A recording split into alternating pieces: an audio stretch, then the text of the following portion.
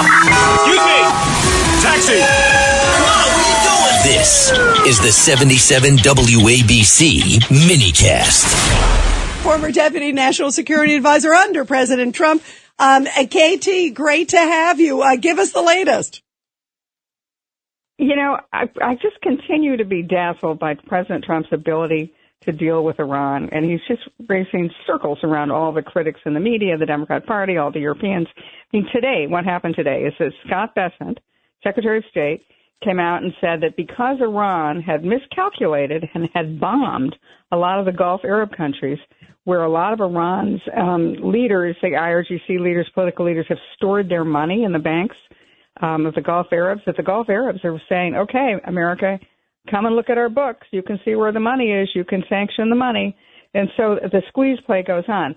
The genius, though, of blockading the Strait of Hormuz, I think that they long planned that this would be the final sort of economic strangulation of Iran, to block the Strait of Hormuz to any vessels going in and out of Iran. And as you guys were just talking earlier, Iran loses about $500 million a day in incoming and outgoing revenue. But the other part of it is that if nobody can take their tankers into Kharg Island and get them filled with oil, the Iranian oil wells start degrading. So here's how it works. Oil comes out of the ground in the mainland of Iran, and then it goes in a pipe over the water to Kharg Island, and that's where the tankers pull up, and the pipeline fills the tankers get filled, they go through the Strait of Hormuz, they go on the right. But if they can't fill up the tankers, it starts backing up.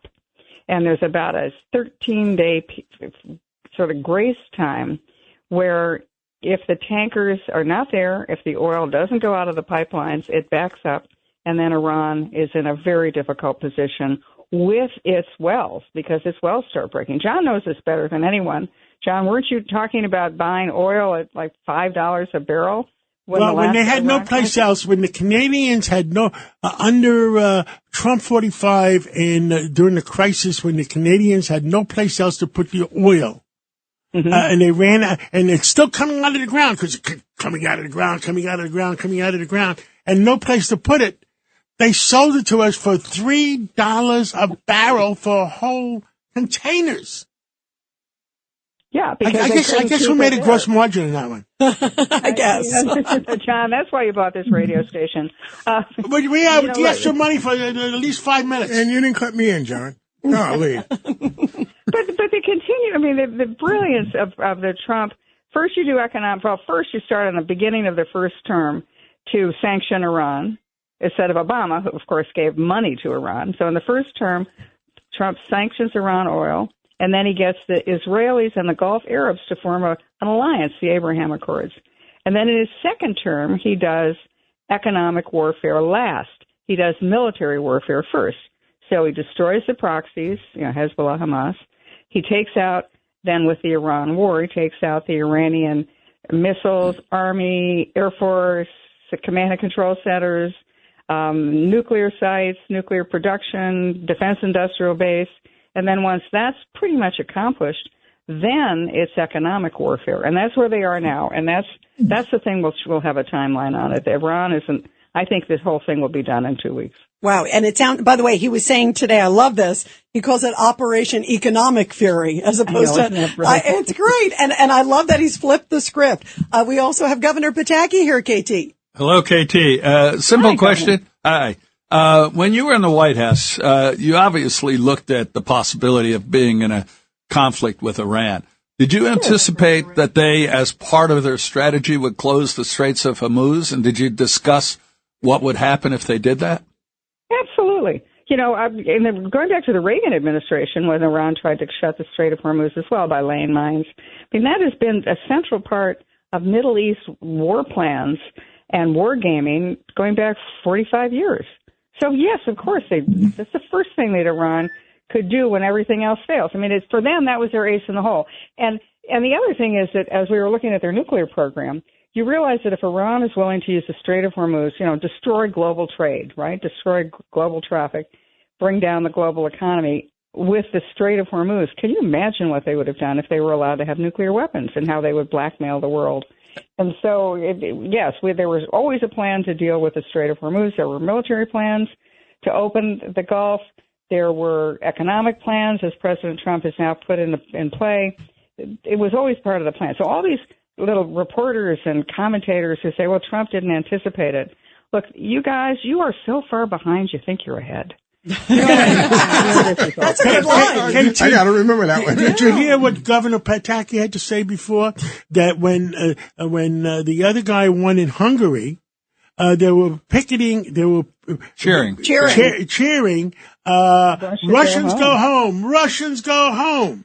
I don't think the American people realized how many Russians he was friendly with, the previous prime minister. Well, they were very close to Putin, and that, I think, was one of the reasons. It wasn't the only reason, but it was one of the reasons the Hungarian people finally wanted a new direction, so they wouldn't be the outlier that was close to Putin when it's clear that he's an evil guy. Katie, I wanted to ask you that question about the Straits because of exactly what you're alluding to. The press keeps saying, oh, this is such a shock. We weren't prepared. We didn't have a strategy. We didn't conceive that this could happen. And what you're telling us is we've known this was Iran's last card to play for decades.